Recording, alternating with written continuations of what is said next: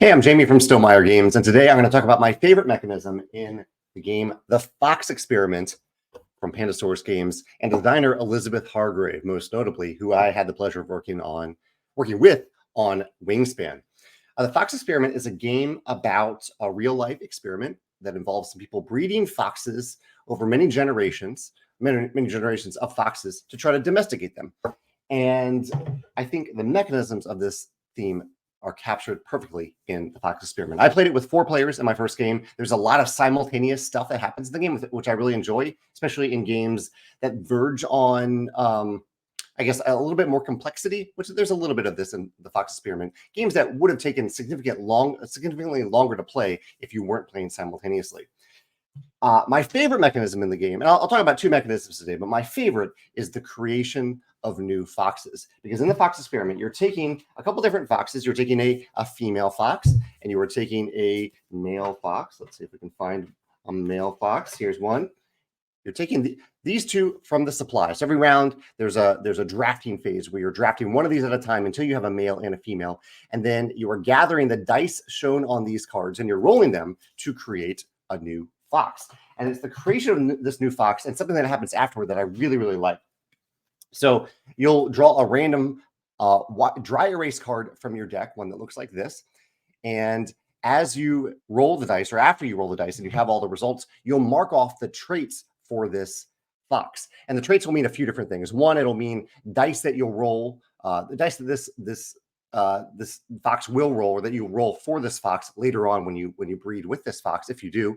And then there's some bonus tokens that you get depending on how many icons you roll of a specific type, these 4 different icons, to create this fox. And this is my favorite part. This all builds up to a moment where you have these foxes. You've created these unique foxes. You've even named them, because these are dry erase cards. You can name the fox. And then this fox enters the supply. It becomes part of the new generation of foxes. And I don't want to undersell how good this feels, how amazing this feels. It really does feel, because you are doing this, like you have created something new and you are putting it out there for the world to use, for the other players to use, and potentially you, because when that draft phase comes back around, if this fox is still available, you might draft this fox again, the fox that you created. But I really, really love this act of creation.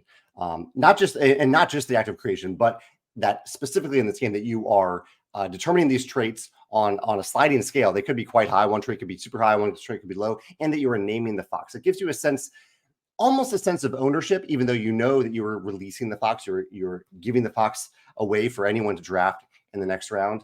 But there is that sense of pride, I would say, in helping to create this wonderful, unique fox. I really love that element of the game. The other mechanism of the game that I enjoy, and I wanted to mention, this reminds me a little bit of our game Apiary in a very slight way, because in Apiary, you can place a certain worker to create a dance, and that dance can be used by you or other players for the rest of the game. These elements of games where you have an active creation that can be used by all players, giving you a sense of pride when someone else uses it, and maybe a mechanical benefit when someone does. I really, really like those elements in games. The other mechanism in the Fox Experiment that I thought was great was the dice rolling itself. There are a ton of dice in this game. I can't even show all of them to you, but there are a ton of dice that look like these custom dice.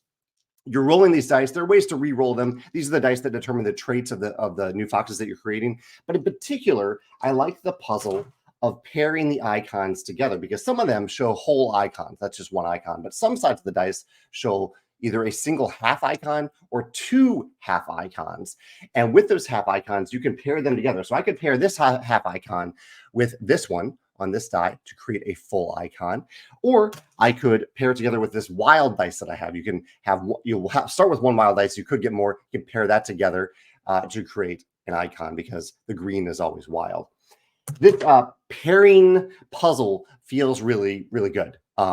It's a nice little puzzle element. Which dice do I want to pair? How far do I want to push a certain trait of a fox that I'm creating versus another trait based on other goals that you might have and other public goals. But just this little element of pairing these dice together to also a little bit of an active creation. You're creating these icons when you have these half icons. Feels really good. I think this type of thing can exist in a few other games as well, but not many of them. And so I like this element. want to see this in a cooperative game where I'm rolling some dice that you're pairing your dice with, maybe my partners, the people to my right and left, are pairing with, but it does work really, really well in the Fox Experiment. I'd love to hear your thoughts. If you have played the Fox Experiment, let me know your thoughts, your favorite mechanisms in the comments.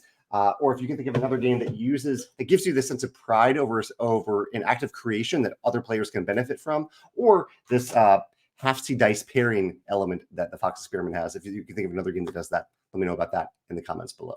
Thanks.